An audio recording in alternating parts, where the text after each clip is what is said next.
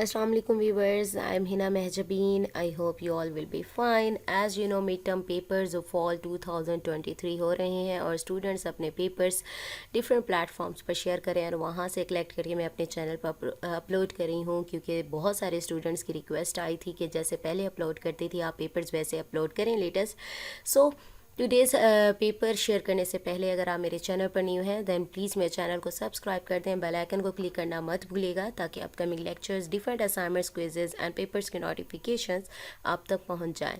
Like भी कीजिएगा, share भी कीजिएगा। Okay ji, let's start. First of all as usual मैं आप लोगों को पेपर की प्रिपरेशन की टिप्स देती हूँ कि किस तरह से आप अच्छे तरीके से अपने प्रिपरेशन कर सकते हैं।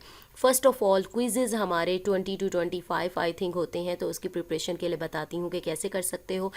आपने करने हैं लेटेस्ट क्विजेज़। अब लेटेस्ट क्विजेज़ का क्या मतलब है, किसी भी सब्जेक्ट की बात करें, मोस्टली जो सब्जेक्ट्स होते हैं उनका जो मिड टर्म है उससे पहले क्विज़ 1 और क्विज़ 2 हो जाता है, तो आपने एक तो अपने वाला क्विज़ करना है, सेकेंडली डिफरेंट चैनल्स या डिफरेंट वेबसाइट्स, आई थिंक आजकल तो यूट्यूब चैनल्स पर डिफरेंट सब्जेक्ट्स के क्विजेज़ अपलोडेड होते हैं, तो वहाँ से आप लोगों ने देखने हैं। समटाइम्स वहाँ आंसर गलत भी बताया जा रहा होता है, तो आप साथ साथ मैच भी कर लीजिएगा अगर आपके पास टाइम हो तो, ठीक है।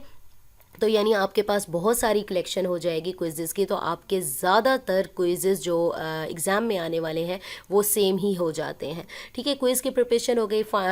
जो सब्जेक्टिव पेपर होता है उसकी कैसे प्रिपरेशन करनी है, आप हैंड आउट्स तो देख ही रहे होंगे, लेकिन आपने क्या करना है उसके लिए MCQs के लिए भी पास्ट पेपर आप यूज़ कर सकते हैं।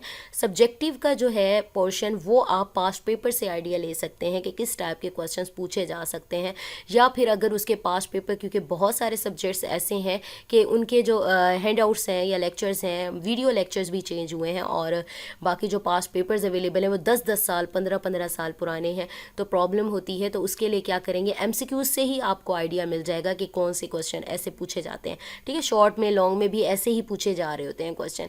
तो सब्जेक्टिव के लिए आप लोग कर सकते हैं किसे आइडिया ले सकते हैं, पास्ट पेपर से आइडिया हो जाएगा कैसे क्वेश्चन आते हैं। और याद रखिएगा कंप्लीटली डिपेंड नहीं करना पास्ट पेपर पर, क्योंकि बहुत सारे स्टूडेंट्स पास्ट पेपर पर डिपेंडेंट होते हैं और फिर पेपर एवे हो जाता है, ठीक है।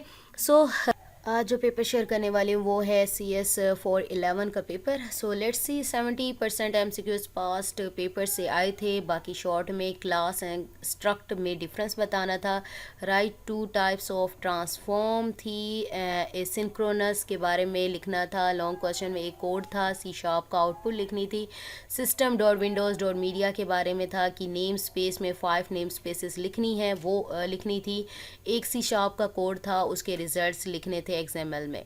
सो ये पेपर है जो मैंने आप लोगों के साथ शेयर कर दिया, ये सेट नंबर 1 है, और भी पेपर्स आते हैं मैं आप लोगों के साथ शेयर कर दूंगी। सो मुझे अपनी दुआ में याद रखिएगा, अपना ख्याल रखिएगा, टेक केयर, अल्लाह।